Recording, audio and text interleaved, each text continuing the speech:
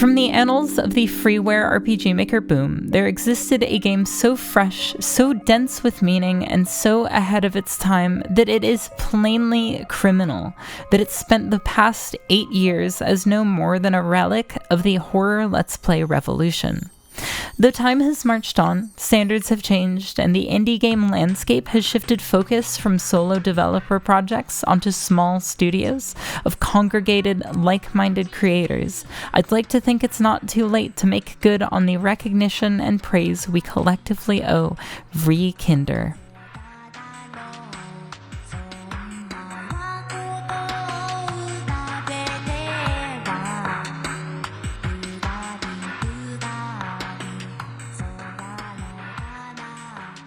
Released in 2010 and translated by VG Person in 2013, Re-Kinder tells the story of Shunsuke, a 10-year-old boy who returns from a trip with his grandparents to find his hometown has become a corrupted shell of its former self, where the only remaining residents are other children who must all band together in order to survive. What transpires is an uncompromisingly dark story, wrapped up in an eclectic presentation and some truly forward-thinking mechanical twists that contribute beautifully to the game's themes and atmosphere. Well, in order to fully articulate what makes this game so special, I'll have to freely traverse its story content. I don't think this will hamper someone's experience, because no words can truly sum up the game's magic. Plus, I'm not really going that in-depth. However, if what I've said so far is enough to sell you, and you value going into stories completely fresh, you may want to check it out yourself before continuing. Just be warned, this isn't a game for the faint of heart. Do your research before diving into this thing. It even shook me in spots. If you decide to play Re-Kinder for yourself at any point, it's no more than 5 hours long, even shorter if you follow a guide and make proper use of save states. Just know that Rei's hysteria only works on the first Yuichi fight, but she has an increased critical hit ratio for her normal attacks. And please, for the love of God, check the 6th floor apartment's refrigerator the second you enter. You'll thank me later. Okay, on with the show. I'm not fucking around when I say this is the new gold standard for meta, introspective, fourth wall-less video games in my book. I just really vibe with this thing. It's one of those times where work just has every single piece in place for me. I haven't connected so strongly with a game since I played the Serial Experiments Lane PlayStation title. From its abrasive, capricious approach to tone to its almost mixed media feel, this thing is Hazelcore through and through. I've spent a lot of time with RPG Maker games. I've played most of the classics at this point, and I think it's pretty safe to say Re-Kinder and developer Parun's earlier Heisei Pistol Show were some of the first games to make Yume Niki's abstraction and symbolism something undeniably textual.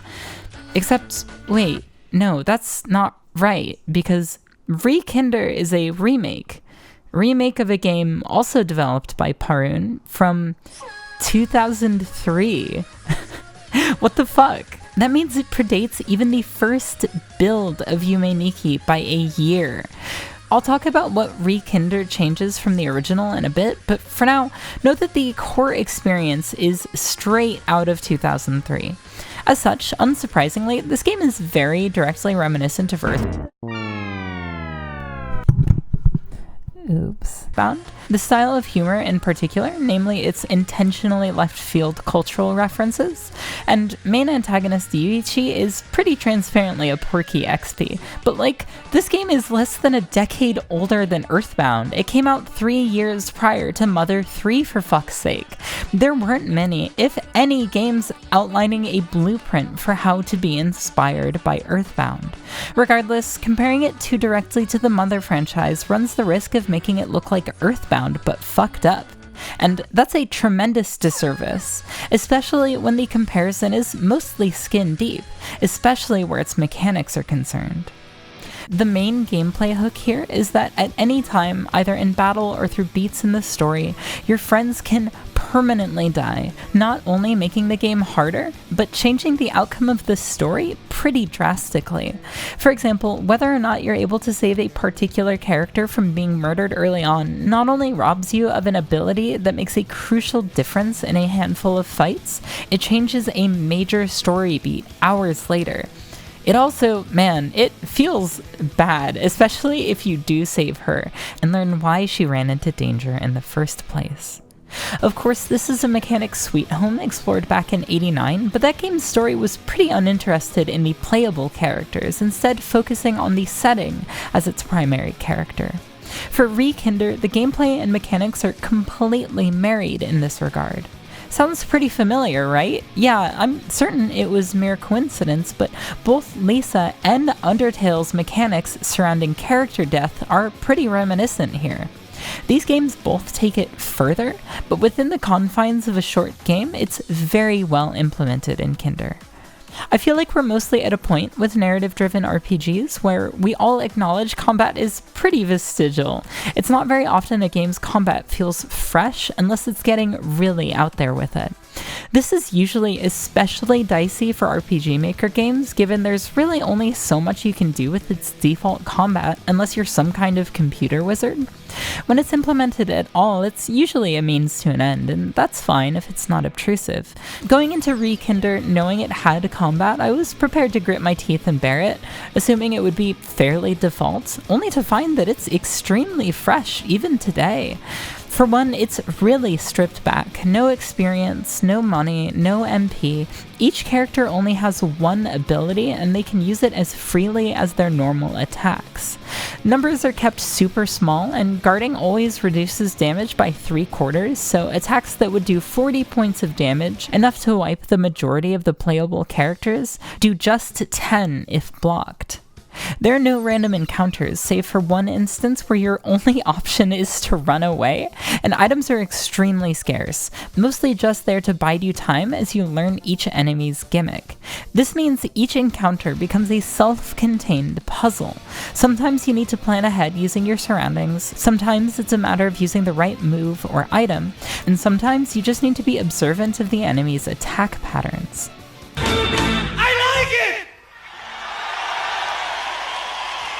So all of Rekinder's standout mechanics and the entirety of its story revolve around the death of children.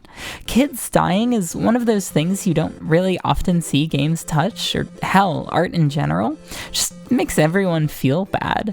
It's like the rung below killing a dog on the narrative taboo ladder. You have to install a mod to kill the kids in Bethesda games, for fuck's sake. So, of course, Rekinder tackles that shit so gleefully head-on that it's frankly made all the more uncomfortable.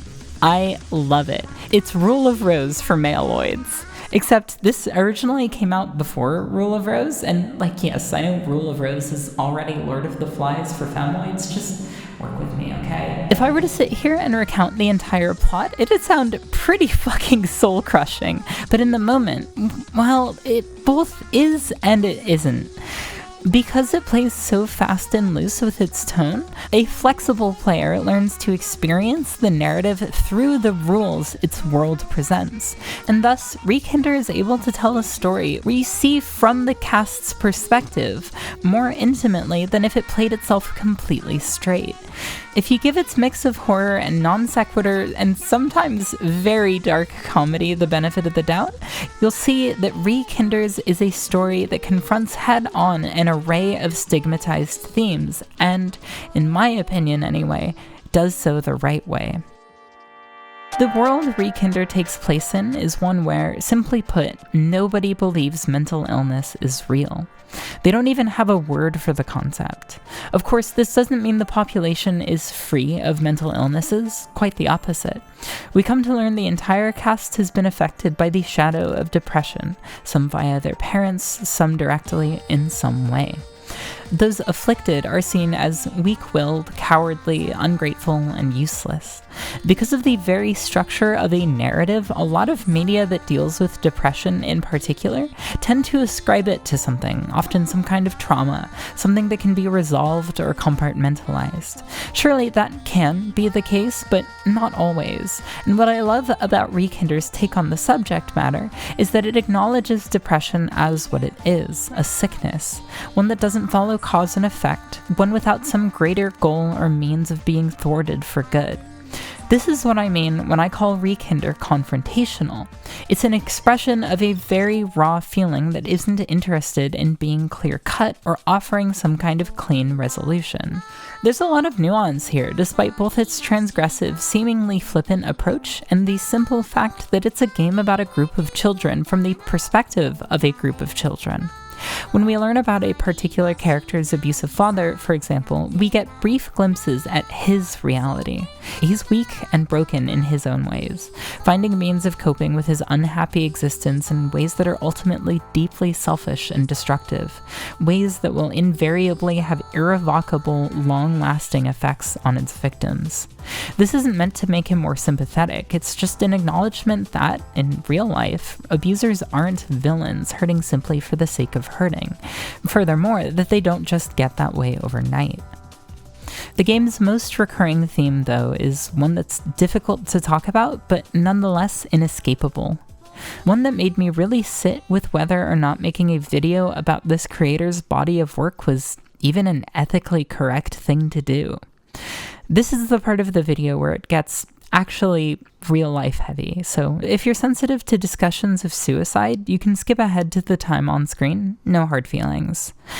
So yeah, sometime after the release of Rekinder, its creator, Parun, died of suicide. I'm not going to say anything more about it than that because it's frankly disrespectful to read into his body of work with this information in mind, more so to use it as an element that makes this horror game scarier or more disturbing, or to use it to strong-arm the legitimacy of how his work depicts suicide. It saddens me to see the discussion about Parun's games overshadowed by speculation about his death, and I know if it were me, I'd want my body of work to make up my legacy in my place, nothing more. I only bring this up because it's subject matter that appears in the majority of Parun's body of work, and because I hope the way his work is celebrated can see a course correction in this regard. Alright, how do I even get back on track here? Jesus. I said Rekinder is a remake, right? What's different about it from the original then? Yeah, history has proven time and time again that it's pretty dicey when a creator sets out to remake their own work. Tails gets trolled polished, the guy who made Howard the Duck, you know the story. Speaking as a creator with a complicated relationship to the older passages of her body of work, it can be really easy to get so caught up in the details only you would notice and miss the point of why an audience has enjoyed the work in the first place.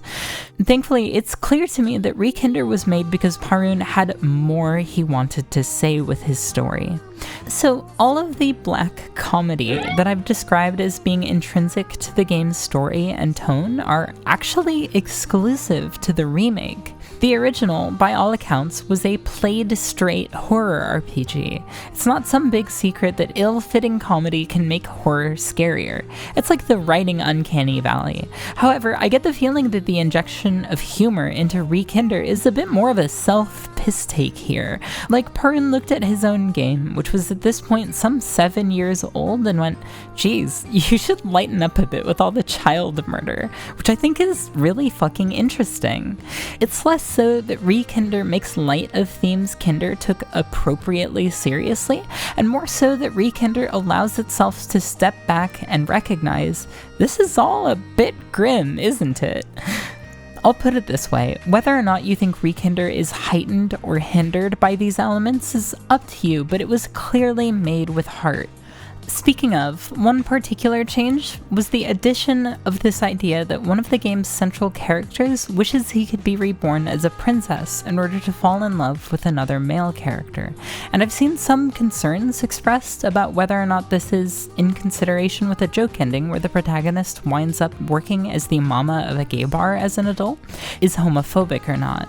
This really surprised me because I feel like I have a pretty keen eye for what does and doesn't register as homophobic, and this isn't it. For one, rule of threes, baby, it's theming. Furthermore, it becomes one of the most achingly sad dimensions to the entire narrative. There's a monologue late into the game that's genuinely kind of heartbreaking that wouldn't exist if it didn't let itself be so blunt about its theming. Learning about the original Kinder, it's pretty impressive to find that every change made for a better, more cohesive experience. Well, save for one element, depending on who you ask. Yeah, so this is something that has probably stuck out to you like a sore thumb this entire video, the visuals. Specifically, the game's use of default RPG Maker VX assets. The original still used default assets, they just looked better because, okay, I got a bone to pick here, but I'll stop myself for just a second. I think Rekinder's visuals are what doomed this game to obscurity. Unfortunately, no matter which way you cut it, the game-playing masses are fickle. We're all a bunch of crows drawn to shiny objects, and oftentimes if something doesn't look aesthetically pleasing or refined, we won't touch it. Despite being so monumental and historically significant, the archived copy of the previously lost RPG Maker 2003 version has fewer views than an archive of Taco Wario Neo Grande battles, uploaded mere days before Kinder. There are barely any videos of the game on YouTube that aren't 7 or 8 years old. After its initial splash when VG Person translated it, it slipped further and further from public memory. And I don't think this is purely a knee-jerk response to the visuals. The indie horror and RPG Maker freeware scene were thoroughly saturated around this time, and Rekinder's content isn't exactly easy to stomach. I could see it being unpleasant enough that it narrowed its audience pretty significantly. I hate to say it, I do think the visuals had a significant impact on the game's appeal, though. People see VX's default assets and assume it's going to be shoddy or overly simplistic. I've seen it happen time and time again. My dear friend Thor has this concept about criticism he calls the negativity spiral, where the less there is in a game that's grabbing you, the more likely you are to turn on its more watershed elements, until suddenly you're not left enjoying much of anything about it. It's something I've tried to be aware of ever since I heard him articulate it this way, and I even slipped briefly into that mindset when I temporarily got locked out of Rekinder's true ending because of a weird programming oversight. Suddenly, the pacing was stifling, the movement was imprecise, and the various gimmicks started to feel convoluted. But then I got back on track and all of those issues melted away, and I was back to finding all of those elements appealing and refreshing because the most important elements of the game, to me, had returned to the forefront. Point being, I can see the visuals setting players up to expect a cheap experience, and them getting that out of it because that was what they saw everything else through. I have worked extensively with RPG Maker VX, VX Ace, and MV across 8 short games, and dog, RPG Maker is a bad fucking program. You have to actively fight the fucking thing to produce anything that looks good. You have to rewrite a few lines of code in one of the scripts they do not mention anywhere in order to make games made in MV pixel perfect.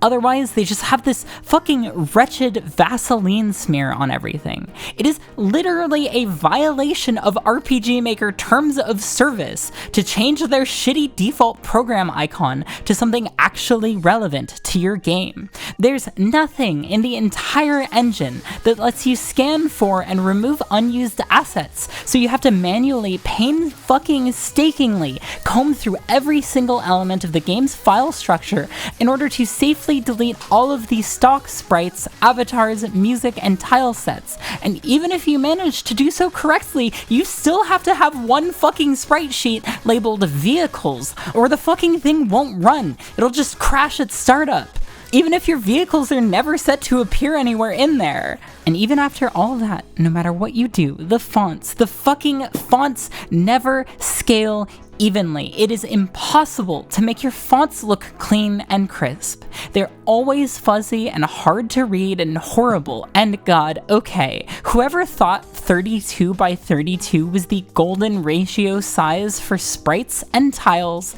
can fucking bite me. It's too big to be cute and distinctly vintage, but too small to be thoroughly detailed. And God, those default sprites and tiles and shit, I am plainly astonished they managed to make the JRPG equivalent of modern day military shooter Beige Wasteland. Like, this shit just looks fucking horrible. What the fuck were they thinking? And before you ask, don't worry, my games aren't online anymore. For the greater good of humanity, they're my burden and my burden alone, safely on a hard drive they will not soon be moved from. Really, they're bad. You don't want to play them. Okay. All that being said, I think this game looks fucking amazing. Really cool use of tiling backgrounds, clever manipulation of default assets and stock images, endlessly charming character portraits, and a few genuinely shocking visuals. I think it's great. Like, fuck, what else looks like this? I'll admit, I generally appreciate different and distinct about as much as I do well executed and refined at this point, maybe even more. I value pastiche and exploring new means of artistic expression a lot, and Rekinder's art really lands for me, even if the side-facing sprites inexplicably lose an eye. Rekinder might be obscure in the grand scheme, but what fans it has into the 2020s are still incredibly passionate. In the last year, 3 more of Parun's games have been translated. One now has a translation patch, and the other 2 have full subtitled playthroughs on YouTube. The playable one, If, is really short and not especially comment-worthy for the purposes of this video. It's a brief glimpse at a world where being gay is the norm and heterosexuality is what's discriminated against. It's on the nose as hell, but for a game from 2004, it's appreciated nonetheless, even if it's clear it's trying to reach an audience that definitely isn't me. Gote and Honda is a visual novel he made in 2009 that's similarly uncomment-worthy in this context, but it's quite charming, and of note for being a Parun game that isn't horribly dark and sad. The third game is called Heisei Pistol Show, or the largest rose-colored happiness-seeing life in Heisei history. Yes, that's the full title. There's nothing I love more than a title that has an or in it. Very, very good. I feel like if I had been able to play it myself, there's a chance this could be my favorite of the Parun games I've seen. It is so very much its own thing, so incomprehensible, so indescribable in its indulgence that it 100% coalesces into its own thing. If you weren't sold on the Parun aesthetic, this should certainly do it. There comes a point in an artist developing their style where you can definitively say there's nothing else like this, not in the whole world. And that's the point where said artist begins truly pushing their medium forward. That's less a matter of their art shedding its unrefined elements and more so about it becoming a distillation of itself, even if one of the end product's core components is excess. And I think Heisei Pistol Show is a perfect representation of this. For another example of creative distillation. Like, Jimmy Screamer Claus may have started off making films that fit squarely within the Xbox Live Arcade cinematic canon, but where his work is at now, I'm certain it's only a matter of time until everybody making weird, grimy CG art is primarily ripping him off. I've spent a solid 15 minutes writing, scrapping, and attempting to rewrite a single sentence about why I find Heisei Pistol Show's storytelling so exciting, but it keeps coming out as pretentious, overwrought dreck, so I'll just put it this way. When I finished watching the translated playthrough by Zewo, all I could think was, man, I am so glad I found a piece of media that delivered on all the promise anti-porno had and squandered. I love it so much. Parun has so many other games, too. He was really prolific, often pumping out multiple games a year. And while there's an archive link in the description that's compiled all his known games, I unfortunately couldn't get any of them running because of Japanese language RTP issues. Still, you can play Rekinder very easily. It's readily available, and if you think you can stomach it, if this video hasn't made it abundantly clear, it comes highly recommended. Parun's body of work has become very special to me in just the short span of time I've been aware. The particular way his games unify imaginative of whimsy and overwhelming darkness in such a sincere, wholehearted fashion is something I haven't seen elsewhere, outside Obayashi's house or Kiko's discography. I can't believe I only played this on a whim for a totally unrelated video. I hope you can take away from this video how much groundbreaking art exists at the fringes of public awareness, and I especially hope Parun's work is able to inspire a generation of artists who are in turn able to push their mediums forward a bit.